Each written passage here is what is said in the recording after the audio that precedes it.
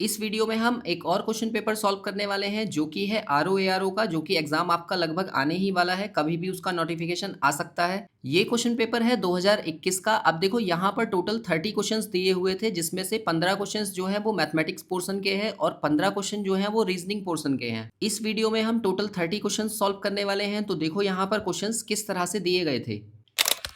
Question number 91 को देखो, इसमें कहा गया है कि दो रेलगाड़ियां हैं, प्रत्येक 120 मीटर लंबी है, मतलब दोनों की लेंथ जो है वो कितनी है, 120 मीटर ही है। कहा गया है कि समांतर पटरियों पर विपरीत दिशाओं में एक चल रही है 40 मीटर प्रति मिनट से और दूसरी चल रही है 20 मीटर प्रति मिनट की चाल से चल रही है।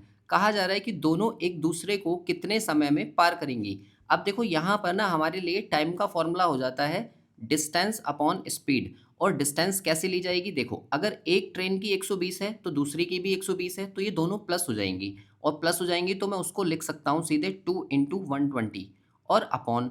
इसके बाद में देखो, अगर विपरीत दिशा में दो ट्रेनें जा रही हैं तो हमें पता है कि उनकी स्पीड ऐड हो जाती है, यानी कि ये 40 और ये 20 दोनों प्लस कर देंगे तो कितना हो जाएगा 60। और 60 से ये कट जाएगा 2 टाइम्स, यानी कि 2 2 जा 4, मतलब उन्हें कितने मिनट लगेंगे, 4 मिनट। अच्छा यहाँ पर ना एक चीज़ का ध्यान रखना, यूनिट जो भी इनकी यूनिट दी है, यहाँ पर मीटर प्रति मिनट दिया है ना, तो ये मीटर में होना चाहिए। अगर ये किलोमीटर प्रति घंटा में होता तो फिर मैं इसे मिनट में चेंज करता। फिलहाल इसका जो करेक्ट आंसर है वो क्या है, 4 मिनट। क्वेश्चन नंबर 92 को देखो, उसमें कहा है कि मेघा का 51 विद्यार्थियों की कक्षा में 21वां स्थान है, तो उसका नीचे से कौन सा स्थान होगा। तो आपको क्या ध्यान रखना है, ये रैंकिंग का क्वेश्चन है, रीजनिंग पोर्शन से लिया गया है। और देखो यहाँ पर टोटल अगर आपको दिया है तो आप उसमें +1 करो। और अगर आपसे टॉप से पोजीशन पूछी है तो बॉटम वाली को माइनस कर दो, और बॉटम से पोजीशन पूछी है तो टॉप वाली पोजीशन को उसमें से माइनस कर दो। तो यहाँ पर कितना हो जाएगा, ये 52 और उसमें से हम 21 माइनस कर देंगे तो टोटल कितना बचेगा, 31। और 31 हमें ऑप्शन ए में दिख रहा है, तो ए ही जो है वो इसका करेक्ट आंसर है। क्वेश्चन नंबर 93 को देखो, इस क्वेश्चन को मैंने अभी लास्ट किसी सेट में भी आपसे पूछा था पहले। यहाँ पर कहा गया है कि एक सीढ़ी पर 5 लड़कियां बैठी हैं, सरला चित्रा के ऊपर लेकिन डेजी से नीचे बैठी है। तो देखो इसको हम कैसे बनाएंगे, सरला को हम एस से दिखा रहे हैं और ये क्या कहा गया है, चित्रा से ऊपर है। अगर चित्रा से ऊपर है तो चित्रा इसके नीचे होगी और डेजी से नीचे है, मतलब डेजी यहाँ पर होगी। फिर कहा गया है कि बिम्मी जो है वो सरला और चित्रा के बीच में है, सरला और चित्रा के बीच में ये वाला प्लेस है, तो यहाँ पर बिम्मी होगी। और फिर कहा गया है कि डेजी जो है वो अनु और सरला के मध्य में बैठी है, ये डेजी है, सरला नीचे है, तो अनु कहाँ होगी, सबसे ऊपर। और पूछा गया है कि सीढ़ी में सबसे ऊपर कौन बैठा है, तो हमारा इसका आंसर क्या है, अनु। इस क्वेश्चन का बी ऑप्शन जो है वो करेक्ट है। मैं बोल रहा हूँ कि इस क्वेश्चन को मैंने अभी 2-3 दिन पहले आपसे पूछा भी था, एक सेट में मैंने ये दिया था। और ये क्वेश्चन यहाँ पर इसका जो करेक्ट आंसर है वो क्या है, अनु। इसके बाद देखिए 94 को। अब देखो 94 में ना इस तरह की एक सीरीज आपको दी जाती है और इस सीरीज में आपको बताना होता है कि ये 4 पिक्चर्स से आप पैटर्न पहचानो और जो उससे अगली 5वीं है उसमें बताओ कि इन चारों में से कौन सा ऑप्शन होगा। तो देखो इस क्वेश्चन को सॉल्व करने के लिए आप एक एक चीज को पकड़ कर चलो। एक एक चीज का क्या मतलब है, देखो यहाँ से सपोज मैंने सबसे पहले किसको लिया, प्लस साइन को। तो प्लस साइन पहले वाले बॉक्स में इधर कॉर्नर पर था, फिर इससे अगले बॉक्स में देखो तो वो ऊपर चला गया, फिर उससे अगले बॉक्स में हमने देखा तो वो यहाँ पर चला गया। इसका मतलब क्या है, पहले वो यहाँ जंप कर रहा है, फिर उसके बाद में यहाँ जंप कर रहा है, इसके बाद में अब कहाँ जंप कर रहा है, नीचे। तो सबसे लास्ट वाले में यहाँ पर प्लस आएगा और इधर वाले कॉर्नर में प्लस। देखो बी ऑप्शन में तो नहीं है तो बी एलिमिनेट कर दिया, और सी में भी नहीं है तो सी भी एलिमिनेट कर दिया। मतलब किसी एक चीज को पकड़ के चलने पर हमें 2 ऑप्शन एलिमिनेट करने मिले, है ना। अब देखो यहाँ पर, यहाँ भी ये प्लस है, यहाँ भी प्लस है, इसका मतलब इन दोनों में से हो सकता है। तो अगला ऑप्शन एलिमिनेट करने के लिए किसी और साइन को पकड़ लो। जैसे मान लो मैंने यहाँ पर इन दोनों में देखो कि कॉमन कौन सा है, तो यहाँ पर देखो माइनस दिया है और यहाँ भी माइनस दिया है, तो हम माइनस को नहीं लेंगे, है ना, ये भी ध्यान रखना है। और देखो यहाँ सर्कल है तो यहाँ भी सर्कल है, तो इसको भी नहीं लेना है। यहाँ डॉट है, यहाँ भी डॉट है, तो इसको भी नहीं लेना है। तो किसको लेना है हमें, ये वाला जो साइन लगा हुआ है, मतलब इस तरह से ये। तो पहले ये यहाँ पर था और अब फिर उसके बाद में यहाँ हो गया, तो ये एंटी क्लॉकवाइज घूम रहा है, मतलब पहले यहाँ से यहाँ शिफ्ट हो रहा है, फिर यहाँ से यहाँ शिफ्ट होगा, तो अब यहाँ पर आ गया, फिर यहाँ के बाद में ये यहाँ पहुँच गया। तो अब लास्ट में कहाँ पहुँचेगा, इस वाले कॉर्नर पर। और इस वाले कॉर्नर पर हमें कौन से ऑप्शन में दिख रहा है, डी में। इसका मतलब डी ऑप्शन जो है ना वो इसका करेक्ट आंसर है, ए भी एलिमिनेट हो जाएगा। इस टाइप के क्वेश्चंस में ज़्यादातर आप ऑप्शन एलिमिनेशन ट्राई करो, उससे ये क्वेश्चन जल्दी सॉल्व हो जाता है। इसके बाद देखिए क्वेश्चन नंबर 95 को। तो देखो उसमें ये कहा गया है कि ताला, दरवाजा, चाबी, स्विच खोलना और कमरा, ये पांचों कुछ वर्ड्स दिए हुए हैं, इनको आपको अरेंज करना है सार्थक क्रम में या सही क्रम में। तो देखो आप यहाँ पर ये देखो कि इसका सी ऑप्शन करेक्ट होगा। क्यों करेक्ट होगा? तीसरे नंबर पर दिया है चाबी। सबसे पहले चाबी को आप ताले में लगाएंगे तो ये 1 आ जाएगा, उससे दरवाज़ा खुलेगा। ठीक है, तो ये 2 हो गया और फिर उसके बाद आप कमरे में जाएँगे नंबर 5 और फिर स्विच ऑन करेंगे लाइट का। तो इसका मतलब सी ऑप्शन जो है वो करेक्ट है। इस टाइप के क्वेश्चन में ज़्यादा नहीं सोचना होता है, ये नॉर्मल आपकी लॉजिकल थिंकिंग को देख रहा होता है कि आप सही सोच पा रहे हैं या नहीं सोच पा रहे हैं। इसके बाद देखिए क्वेश्चन नंबर 96 को, तो देखो यहाँ पर आपको कुछ कथन दिए हैं और कुछ निष्कर्ष दिए गए हैं। पूछा जा रहा है कि बताइए कौन से निष्कर्ष जो हैं वो सही होंगे। अब यहाँ पर देखो, यहाँ लिखा है लेखक और यहाँ लिखा है ज्ञानी लोग। क्या आपको यहाँ पर सभी वर्ड दिख रहा है कि सभी लेखक ज्ञानी लोग हैं? नहीं। इसका मतलब क्या है कि ये सभी कंसिडर नहीं किया जाएगा, इसे हम सम कंसिडर करेंगे। तो यहाँ पर मैं इसको क्या लिख सकता हूँ? सम। और लेखक के लिए मैंने डब्लू लिख लिया, राइटर। और आर ज्ञानी लोग मतलब इंटेलिजेंट मान लेते हैं हम उसको। ठीक है, इस तरीके से हमने इसको बना लिया। फिर सेकंड को देखो, यहाँ लिखा है कि कुछ चिकित्सक जो हैं वो लेखक होते हैं। तो यहाँ कुछ का मतलब सम हो गया और चिकित्सक मतलब डॉक्टर हमने मान लिया और उसको भी क्या कर दिया? राइटर लिख दिया, तो डब्लू। ठीक है। अब यहाँ से देखो हम बनाएंगे निष्कर्ष। इसमें कहा है कि चिकित्सक ज्ञानी लोग होते हैं। अब चिकित्सक डॉक्टर हो गए और ज्ञानी लोग मतलब इंटेलिजेंट। अब आपको ये देखो कि इसे सॉल्व करने के लिए दोनों को कंबाइन करना पड़ेगा और कंबाइन करने के लिए इन दोनों में मुझे कोई एक कॉमन टर्म चाहिए। तो देखो राइटर कॉमन भी है, लेकिन क्या किसी राइटर के साथ में ऑल वर्ड दिख रहा है? नहीं, क्योंकि यहाँ पर सम है और यहाँ पर भी सम होगा, तो ये दोनों आपस में कटेंगे नहीं। इसलिए डॉक्टर में और इंटेलिजेंट में कोई भी रिलेशन नहीं बनेगा। इसलिए पहला वाला जो है वो गलत होगा आंसर। अब सेकंड को देखो, यहाँ लिखा है कि ज्ञानी लोग और चिकित्सक। अब ज्ञानी लोग मतलब इंटेलिजेंट और चिकित्सक मतलब डॉक्टर। मतलब ये तो इसी स्टेटमेंट का उल्टा लिखा हुआ है, तो इसका मतलब ये भी गलत होगा, क्योंकि हमें पता है यहाँ इन दोनों में कोई रिलेशन जब बन ही नहीं रहा, तो जाहिर सी बात है हम कैसे बता सकते हैं? तो ये दोनों गलत हैं और दोनों गलत हैं, तो हम सी ऑप्शन जो है इसका मार्क करेंगे कि पहला भी गलत है और दूसरा भी गलत है। अगर हम यहाँ पर सोचें कि ईदर का केस बन सकता है क्या, तो ईदर का केस तभी बनता है जब एक स्टेटमेंट पॉजिटिव और दूसरा स्टेटमेंट नेगेटिव हो, और यहाँ तो ये दोनों ही पॉजिटिव हैं। इसका मतलब ये दोनों गलत होंगे, तो सी ऑप्शन जो है वो इसका करेक्ट आंसर है। इसके बाद देखिए क्वेश्चन नंबर 97 को, तो देखो यहाँ पर आपसे ये कहा गया है कि लुप्त संख्या ज्ञात कीजिए। इस क्वेश्चन मार्क की जगह पर क्या नंबर आएगा ये आपको बताना है। यहाँ पर पहले 68 लिखा है, फिर 130 है और फिर 350 है। इन नंबर्स को देखकर हमें ये पता लग रहा है कि ये तो नंबरों के क्यूब के आसपास हैं। मतलब जैसे 68 है तो 4 का क्यूब क्या होता है? 64। मतलब ये लिखा हुआ है 4 का क्यूब और प्लस 4, यहाँ से हमें क्या मिल जाएगा? 68। ठीक है। ऐसे ही दूसरा दिया है 130, तो ये हो जाता है 5 का क्यूब और उसमें 5 ही ऐड कर दो तो 125 प्लस 5 यानी कि 130। तो ऐसे ही 350 क्या है? ये है 7 का क्यूब और प्लस 7 यानी कि 343 और प्लस 7 हम करेंगे तो 350 आ जाएगा। तो इससे जस्ट पहला, अब देखो यहाँ 5 था ना, 5 से 4 लिया है, तो 7 से जस्ट पहला क्या होगा? 6। तो 6 का क्यूब और प्लस उसमें 6 कर देंगे, तो ये हो जाएगा 216 और 216 में 6 ही हम प्लस करें तो कितना आएगा? 222। इसका मतलब बी ऑप्शन जो है ना वो इस क्वेश्चन का करेक्ट आंसर है। इसके बाद देखिए 98 को, तो इसमें ये कहा गया है कि रीजन को अगर हम कोड कर रहे हैं 5 से और इस शब्द को हम कोड कर रहे हैं 7 से, तो बताइए इस शब्द का कोड क्या होगा?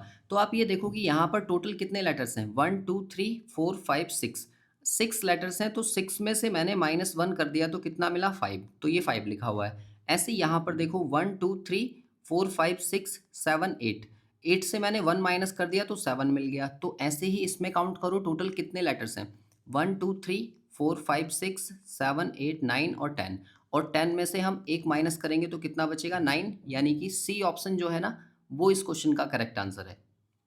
इसके बाद देखो 99 को, तो 99 में आपसे ये कहा गया है कि ये भी एनालॉजी का क्वेश्चन है कि इसका जो पैटर्न बनना है उससे मिलता जुलता इन चारों में से कौन सा ऑप्शन होगा। तो आप ये देखो कि 32 से अगर मैंने 24 किया तो ये -8 हुआ है और 24 से 8 किया है तो यहाँ पर -16 हुआ है। तो आप यही पैटर्न देखो ऑप्शन सी में लग रहा है। मतलब 24 से अगर मैं 8 माइनस करूँ तो 16 आएगा और 16 में से 16 माइनस करेंगे तो 0 आएगा। इसका मतलब इसका जो करेक्ट आंसर है वो ऑप्शन सी है।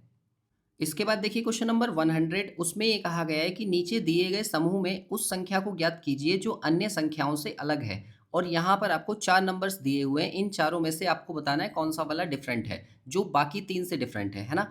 तो इसका जो करेक्ट आंसर है वो ऑप्शन बी है, 2709। सिर्फ एक ये नंबर है जो 9 से डिविजिबल है, बाकी का कोई भी नंबर 9 से नहीं कट रहा है, इसलिए बी ऑप्शन जो है वो करेक्ट आंसर है।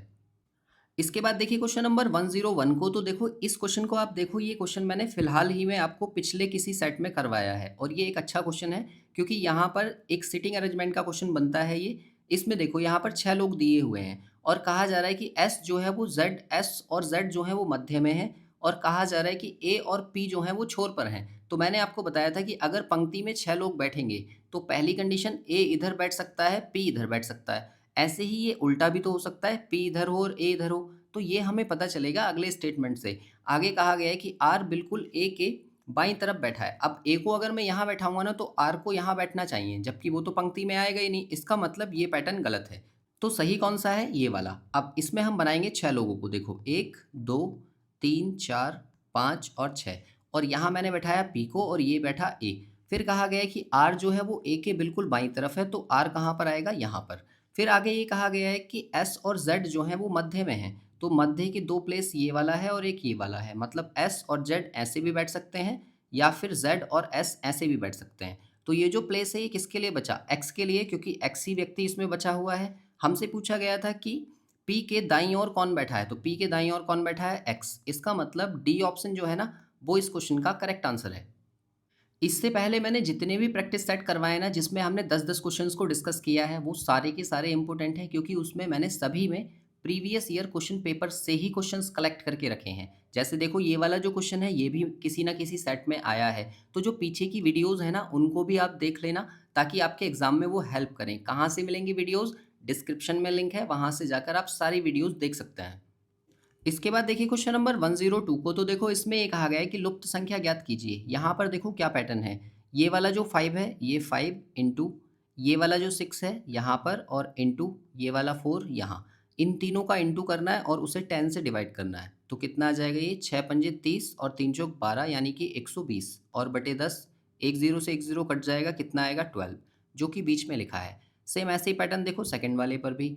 6 का इंटू 7 से करना है, इंटू 5 करना है और अपॉन 10 से डिवाइड करना है। तो ये कितना हो जाएगा? देखो 5 छिंग 30 और 7 210 और बटे 100। एक जीरो से एक जीरो कटेगा तो कितना आएगा? 21, वो बीच में लिखा है। तो आप इसमें भी पैटर्न लगाओ, मतलब 9 इंटू 10 और इंटू 8 और इसे 10 से डिवाइड करोगे तो ये जीरो से जीरो कट जाएगा और 8 9 जा 72, यानी कि सी ऑप्शन जो है ना वो इस क्वेश्चन का करेक्ट आंसर है। मतलब क्या लॉजिक था? जो साइड में नंबर्स दिए हैं ना उन तीनों नंबर्स का मल्टीप्लाई करना है और 10 से डिवाइड करना है, तो जो मिडिल में नंबर आएगा वो हमें मिल जाएगा। इसके बाद देखिए क्वेश्चन नंबर 103 को। तो उसमें ये कहा गया है कि आप इस डायग्राम को देखिए और बताइए कौन से छात्र ऐसे हैं जो गायक हैं लेकिन अभिनेता नहीं हैं। अब देखो छात्र हमें चाहिए और गायक भी हमें चाहिए, लेकिन अभिनेता नहीं चाहिए। अगर हमें अभिनेता नहीं चाहिए तो जो अभिनेता वाले बॉक्स में नंबर्स हैं ना उनको कट कर दो। जितने भी अल्फ़ाबेट हैं वो सारे के सारे हमने यहाँ से कट कर दिए। तो बचे कौन से? ए बचा, डी बचा और जी बचा। तो इन दोनों में ये देखो कि स्टूडेंट में और गायक में कॉमन कौन सा है, तो आप कहेंगे डी कॉमन है। इसका मतलब डी ऑप्शन जो है ना वो इसका करेक्ट आंसर है। इसके बाद देखिए क्वेश्चन नंबर 104 को। तो कहा है कि वह संख्या ज्ञात कीजिए जिसमें उसी संख्या के 13 गुना को जोड़ने पर 112 प्राप्त होता है। तो देखो अगर आप संख्या x कंसीडर करते हो तो इसका 13 गुना कितना हो जाएगा? 13x, और दोनों को प्लस करने के बाद में हमें कितना मिल रहा है? 112। तो 13 और 1 14, यानी कि ये 14x कितने के बराबर है? 112 के। तो 14 से ये कट जाएगा 8 बार, मतलब x इक्वल्स टू कितना आ जाएगा? 8, जो कि वो नंबर है। इसका मतलब बी ऑप्शन जो है ना वो इसका करेक्ट आंसर है। इसके बाद देखिए क्वेश्चन नंबर 105 को। तो इसमें ये कहा गया है कि हमारे पास एक सभागार का एरिया दे रखा है 200 मीटर गुणा 50 मीटर। कहा जा रहा है उसमें टाइल्स लगवानी है और वो टाइल्स का साइज कितना दे रखा है? 10 सेंटीमीटर इंटू 10 सेंटीमीटर। अब देखो ये सेंटीमीटर में है और ये मीटर में है, तो दोनों को सेंटीमीटर में चेंज कर लो ताकि डिवाइड करने में प्रॉब्लम ना हो। तो आप ये देखो कि यहाँ से हमें दिख रहा है कि ये 200 और 200 में 50 का इंटू करेंगे तो ये एरिया निकल आएगा। अब क्योंकि हमें पता है कि ये मीटर में था तो सेंटीमीटर में चेंज करने के लिए 100 से इंटू कर दिया, और इस मीटर को भी सेंटीमीटर में चेंज करो तो यहाँ भी फिर से 100 से इंटू कर दिया। और अपॉन एक टाइल का एरिया कितना है? तो हम कहेंगे 10 इंटू 10 है। अब इसके बाद में देखो ये टोटल नंबर ऑफ टाइल्स आ गए और इनका जो प्राइस हमें निकालना है, कॉस्ट हमें निकालनी है, उसका इंटू हम कर देंगे 3.50 से। ठीक है, तो यहाँ से इसे सॉल्व करके फाइनल आंसर आ जाएगा। आप ये देखो कि 2 जीरो से 2 जीरो कट जाएंगे तो इन दोनों को कट कर दिया और यहाँ पर हमें क्या मिलेगा? देखो 5 टू जा 10, ये 10 आ गया और 2 जीरो और एक 3 जीरो, यानी कि ये 3 और ये वाले 2 जीरो ये, और इंटू करेंगे 3.50 से। अब आप एक बात सोचो, यहाँ पर तो 1 ही है ना, 3.5 है तो 35 ही आएगा। इसका मतलब सी ऑप्शन जो है ना वही इसका करेक्ट आंसर है।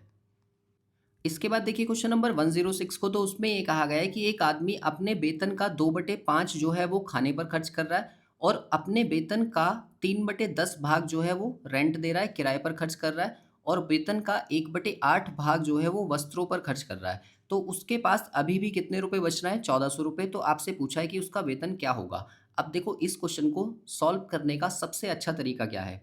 यहाँ पर जो इनके डिनोमिनेटर दिए हैं, एक 5 दिया हुआ है, ये 10 दिया हुआ है और एक 8 दिया हुआ है।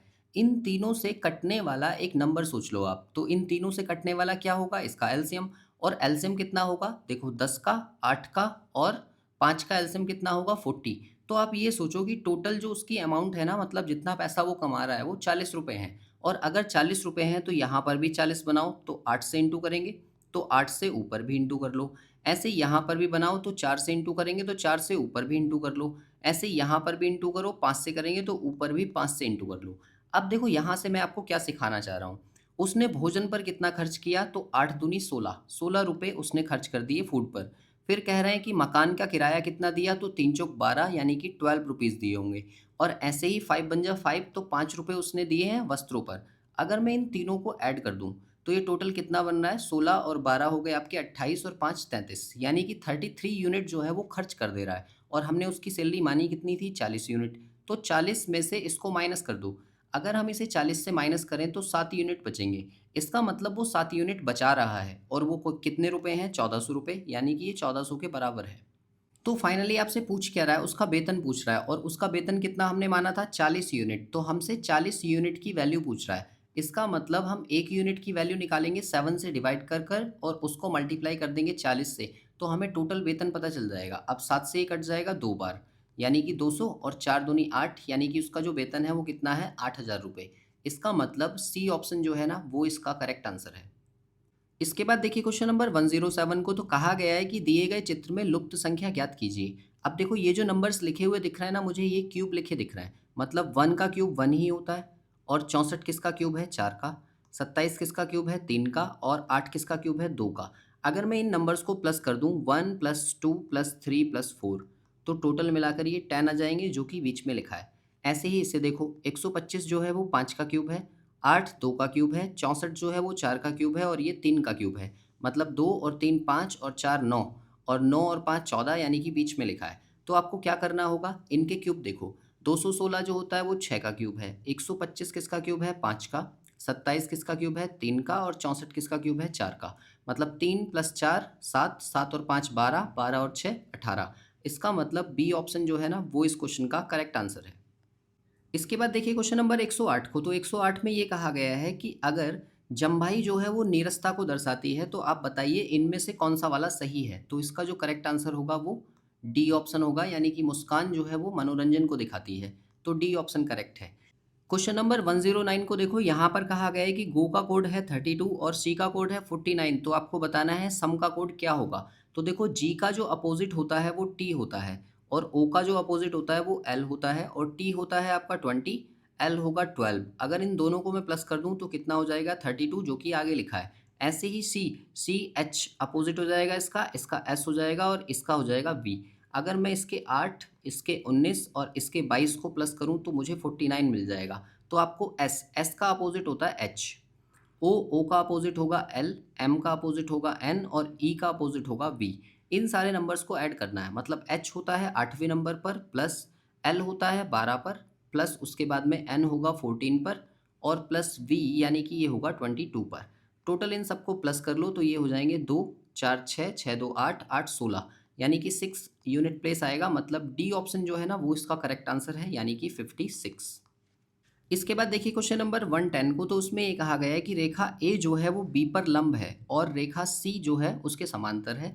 कहा जा रहा है कि रेखा डी जो है रेखाओं ई और एफ दोनों पर लंब है और कहा जा रहा है कि रेखा ए रेखा ई पर लंब है। तो आपको बताना है निम्न में से कौन सा कथन सही है।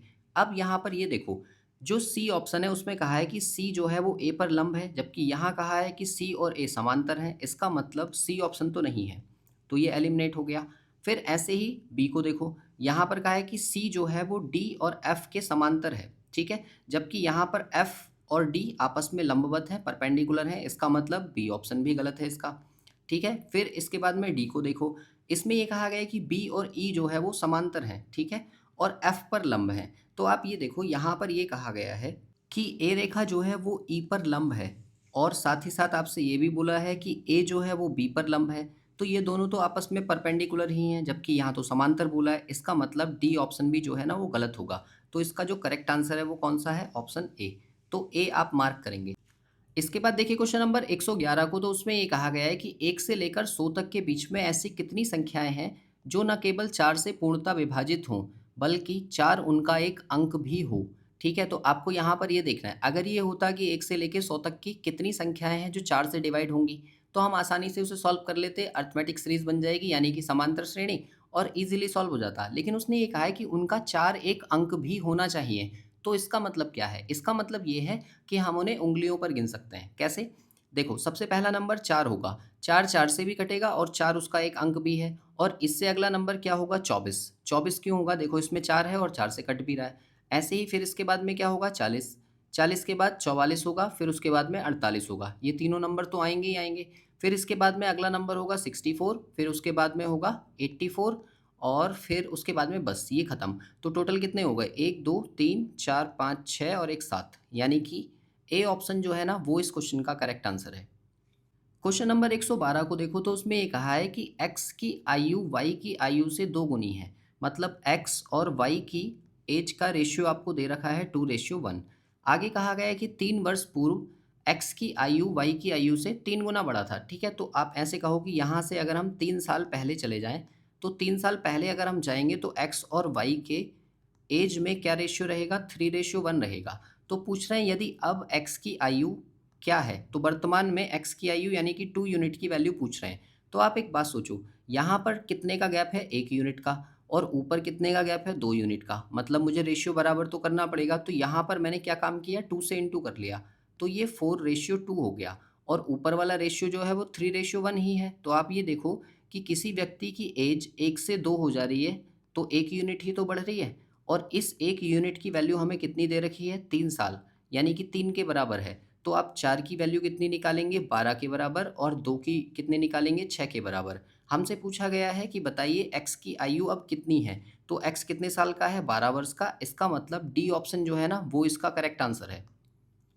इसके बाद देखिए क्वेश्चन नंबर 113 को, तो उसमें आपको बताना है कि इस सीरीज का अगला पद क्या होगा। तो देखो यहाँ y दिया है, y का मतलब 25, फिर यहाँ w दिया है मतलब 23 है, फिर उसके बाद u यानी कि 21, और फिर उसके बाद s यानी कि 19। तो अब आप यहाँ देखो कि पहले लेटर्स में क्या वो पैटर्न चल रहा है। तो यहाँ से यहाँ गए तो -2, फिर उसके बाद में -2, फिर उसके बाद -2। तो अगला नंबर निकालने के लिए मुझे -2 ही करना पड़ेगा, मतलब 17। और 17 पर क्या आता है? q। और Q अगर आता है तो हमारे पास Q वाले 3 ऑप्शन है, मतलब एक तो एलिमिनेट हुआ। फिर इसके बाद में दूसरे वाले को देखो, दूसरे वाले में E दिया है, E का मतलब होता है 5, फिर F दिया है यानी कि 6, फिर H दिया है मतलब 8, फिर K दिया है मतलब 11। तो अब आप इसमें पहचानो, 5 से 6 हुआ है यानी कि +1 हुआ है, 6 से 8 हुआ है तो +2 हुआ है, और 8 से 11 हुआ है तो +3। तो अगला नंबर निकालने के लिए मुझे +4 करना पड़ेगा, और 11 में 4 प्लस करेंगे तो कितना आएगा? 15। और 15 पर क्या होता है? O, यानी कि क्यू ओ वाला ऑप्शन हमारा सही होगा, जो कि हमें बी ऑप्शन दिख रहा है, तो बी ही हम मार्क करेंगे। क्वेश्चन नंबर 114 दिया है, यहाँ पर भी ये कॉमन कोडिंग का क्वेश्चन है। मैंने लास्ट सेट में आपको ये कराया था। इसका जो करेक्ट आंसर है वो 2 है। तो इस क्वेश्चन को आप देखो कि किस तरह से सॉल्व करना होता है। फिर इसके बाद में देखिए 115 में आपसे ये कहा गया है, ये है आपका डायरेक्शन टेस्ट का। इसमें ये कहा गया है कि आपका मुंह जो है वो उत्तर पूर्व की ओर है। अब उत्तर पूर्व की ओर कौन सी डायरेक्शन होती है जो ऊपर की साइड में ऐसे दिखे? ठीक है, तो आप मान लो यहाँ से उधर जाने के लिए तैयार हैं। कहा जा रहा है कि आप 10 मीटर उसी दिशा में चलते हैं, तो आप 10 मीटर चले गए। फिर कहा है यहाँ से बाएं मुड़कर 7.5 मीटर चलते हैं। अब देखो यहाँ से जब आप इधर बाएं मुड़कर चलोगे ना 7.5, तो आप इस डायरेक्शन में यहाँ पर आ जाओगे। ठीक है, और इसकी ये बात है कि यहाँ पर जो एंगल बनाकर जाओगे वो 90 डिग्री बनाकर जाओगे। तो आप ये सोचो कि इससे अगर मैं इसको मिला लूँ तो ये मेरे पास एक राइट एंगल ट्राइंगल ही तो है, और उससे मुझे ये वाली साइड अगर निकालनी है तो क्या होगा? 7.5 का स्क्वायर और प्लस 10 का स्क्वायर और उसका स्क्वायर रूट। तो 7.5 का जो स्क्वायर है वो हो जाएगा आपका 5 पंजे 25 और 7 अट्ठे 56, यानी कि 56.25, और प्लस कर देंगे उसमें हम कितना? 100, क्योंकि 10 का स्क्वायर 100 हो गया। अब इन दोनों को अगर हम प्लस कर दें तो ये आ जाएगा 156.25। तो ये आपको पता है ये किसका स्क्वायर होता है 125 का 15,625, यानी कि वैल्यू जो आएगी आपकी स्क्वायर रूट लेकर वो आएगी 12.5। और 12.5 हमें देखो सब में दिख रहा है, और अगर सब में दिख रहा है तो आप यहाँ पर ये देखो कि ये क्या ऑप्शन हो सकता है। ये वाली जो डायरेक्शन है जो ऊपर की साइड है ये कौन सी है, उत्तर। इसका मतलब सी ऑप्शन जो है ना वो आपका करेक्ट आंसर है। इसके बाद देखिए क्वेश्चन नंबर 116 को, तो उसमें कहा है कि 17 दिसंबर 2002 को अगर शनिवार था तो 22 दिसंबर 2004 को कौन सा दिन होगा। तो पहले आप ये देखो कि जो मंथ और डेट है उसमें आपके कितने विषम दिन हो रहे हैं। तो आप देखो 17 दिसंबर और 22 दिसंबर के बीच में कितने दिन का गैप है, तो 5 दिन का गैप है। और डेट में आगे तो जा रहे हैं तो +5 है ये। फिर ये देखो कि ये 2002 से 2004 के बीच में कितने का गैप है, तो 2 साल का गैप है, और +4 एक लीप वर्ष भी है तो एक ये हो गया। मतलब 5 और 2 7 ये तो खत्म हो जाएंगे, एक विषम दिन बचेगा। तो अगर आप शनिवार में एक दिन जोड़ते हैं तो क्या आएगा आपका रविवार, मतलब डी ऑप्शन जो है वो इस क्वेश्चन का करेक्ट आंसर है। क्वेश्चन नंबर 117 को देखो, इसमें कहा है कि x सप्ताह और x दिनों में कुल कितने दिन होंगे। x सप्ताह का मतलब है 7 दिन की मल्टीप्लाई करेंगे हम x से, और फिर x दिन इसमें जोड़ देंगे तो प्लस x कर दिया, यानी कि टोटल कितना हो गया ये 8x, मतलब बी ऑप्शन जो है वो इस क्वेश्चन का करेक्ट आंसर है। क्वेश्चन नंबर 18 को देखो, उसमें कहा गया है कि महिलाओं, माताओं और अभियंताओं के लिए कौन सा संबंध बिल्कुल सही है। तो आप ये सोचो, जितनी भी माताएं हैं वो सभी की सभी महिलाएं तो होंगी, इसका मतलब एक सर्कल तो ऐसे जरूर बनेगा। और अगर ऐसे बनेगा तो अभियंता वो महिला भी हो सकती है माता भी हो सकती है, इसका मतलब दोनों को कट करते हुए, और ऐसा मुझे ए ऑप्शन दिख रहा है, इसका मतलब ए विकल्प जो है वो सही है। इसके बाद देखिए क्वेश्चन नंबर 119 को, तो उसमें ये कहा गया है कि 5 और 6 बजे के बीच में किस समय घड़ी की सुइयों के बीच में 3 मिनट का अंतर होगा। तो देखो ये दो टाइमिंग होंगी, और दोनों टाइमिंग आपको निकालने के लिए आप दो तरीके से इसे सॉल्व कर सकते हैं। एक तो आप इसे माइंड में कंसीडर कर लो कि किस तरह से ये होगा, और आसानी से आप इसे सॉल्व कर पाओगे। क्यों कर पाओगे, क्योंकि यहाँ पर गैप ज़्यादा है। देखो 24 मिनट, 17 मिनट, 28 मिनट और 46 मिनट, तो ये हम सोच सकते हैं माइंड में, है ना। और अगर आप ऐसे ना करना चाहो तो फॉर्मूले से सॉल्व कर लो। पहले मैं आपको बता रहा हूँ इसको डायरेक्ट कैसे सॉल्व करेंगे। आप एक बात सोचो, ये हमारे पास कोई घड़ी है, यहाँ पर 3, यहाँ पर 9, इधर 6 बजेंगे, इधर 12 बजेंगे। इन दोनों के बीच में यहाँ 2 गैप होते हैं, और जब 5 बजेंगे तो 5 कैसे बजेंगे, इस वाले पॉइंट पर छोटी वाली सुई होगी ऐसे, और बड़ी वाली सुई जो होगी वो 12 पर होगी यहाँ पर, ठीक है। अब आप एक बात सोचो, अगर मैं इसको पूरा आधा घंटा घुमा दूँ तो ये सुई जो है यहाँ 6 पर आ जाएगी, तो ये वाली जो छोटी सुई है ये कितनी शिफ्ट होगी, ये इन दोनों के ठीक बीच में आ जाएगी, और बीच में जब आएगी तो 2.5 मिनट का गैप होगा, ठीक है। इसका मतलब ये 2.5 मिनट के गैप को थोड़ा सा बढ़ाने के लिए बड़ी सुई को इसके पार जाना पड़ेगा, मतलब इधर साइड में कहीं पर, यहाँ से आगे, है ना। तो ये वाली जो टाइमिंग है ये तो 30 मिनट के बाद की होगी, इसका मतलब 30 मिनट के बाद की तो कोई भी टाइमिंग हमें नहीं लेनी है, क्योंकि जस्ट 30 मिनट के बाद की कोई टाइमिंग हमारे पास नहीं है। तो 17 भी नहीं होगा, 28 भी नहीं होगा, और 46 भी नहीं होगा, ठीक है। अब बात आती है ऑप्शन ए जो है वही हमारा आंसर हो जाएगा। क्यों हो जाएगा, देखो अगर मैं ये कहूँ कि इससे पीछे की टाइमिंग मुझे लेनी है, तो पीछे की टाइमिंग जो होगी वो इससे पीछे यहाँ पर कहीं होगी, यानी कि जब ये 4 पर सुई होती है इसके बाद की कोई टाइमिंग, और 4 के बाद की कोई टाइमिंग होगी तो 17 मिनट तो नहीं हो सकती ना वो, क्योंकि 20 मिनट तो यहाँ 4 पर आकर ही हो जाएंगे। तो इसलिए मैंने ये सोचकर इसको मार्क किया है, ठीक है। अब हम इसको सॉल्व कर लेते हैं फॉर्मूले से। फॉर्मूला हमारा होता है 2/11 और A1 प्लस माइनस A2, ठीक है।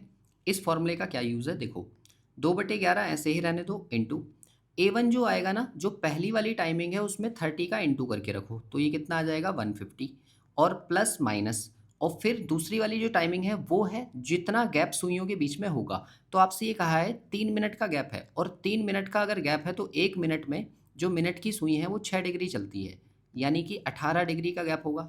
तो यहाँ पर हमने 18 रख दिया, और फिर इसको हम सॉल्व करेंगे तो ये आएगा 2/11 इंटू, पहली बार में देखो अभी मैंने आपको बताया कि प्लस वाली टाइमिंग तो हमें नहीं लेनी है, वो तो 30 मिनट के बाद की होगी, और 30 मिनट के बाद की नहीं लेनी है तो माइनस वाला टर्म ले लो। अगर मैं इसमें से माइनस करूँ तो कितना आएगा 132, तो 11 से इसको कट कर लो, 11 बन जाए 11, और 11 टू जा 22, और 12 दूनी 24, यानी कि जो टाइमिंग आएगी वो 5:24 की आएगी। और 5:24 हमें कौन से ऑप्शन में दिया है, ए में, यानी कि ए ही जो है वो इसका करेक्ट आंसर है। इसके बाद देखिए लास्ट क्वेश्चन है जो कि 120 है। इसमें ये कहा गया है कि ए और बी की आयु का जो अनुपात है 1:3 है, और 8 वर्ष बाद उनकी आयु का अनुपात कितना है 1:2 होगा। तो कितने वर्ष पहले उनकी आयु का अनुपात 1:5 था। तो यहाँ से हमें ये कहा गया है कि ए और बी की जो एज का रेशियो है वो 1:3 है, और 8 साल बाद अगर हम बात करें तो ए रेशियो बी कितना हो जाएगा यहाँ से 1:2। ठीक है, अब आप मुझे यहाँ पर ये बताओ कि यहाँ पर गैप कितना है 1 का और यहाँ पर गैप कितना है 2 का। मुझे ये गैप बराबर करना पड़ेगा, तो इसे 2 से इंटू कर लें, यानी कि ये 2:4 हो जाएगा और ये हो जाएगा 1:3।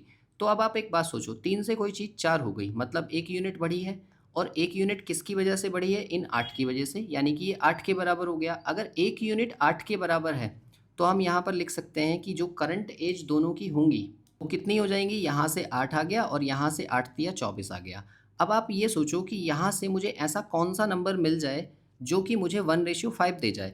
तो 24 से छोटा कौन सा नंबर है जो 5 का मल्टीपल है? तो आप कहोगे 20 मल्टीपल है, मतलब 4 साल इससे माइनस करें और 4 साल इससे माइनस करें तो ये 4:20 हो जाएगा, मतलब 1:5 आ जाएगा। इसका मतलब ये है कि डी ऑप्शन जो है ना इस क्वेश्चन का, वही करेक्ट आंसर है। तो डी आप इसका मार्क करेंगे। आई होप टोटल 30 क्वेश्चंस आपको अच्छे से समझ में आए होंगे। अगर किसी क्वेश्चन में आपको कोई डाउट है तो आप नीचे कमेंट कर दो। बाकी मिलते हैं नेक्स्ट वीडियो में अगले किसी सेट के साथ।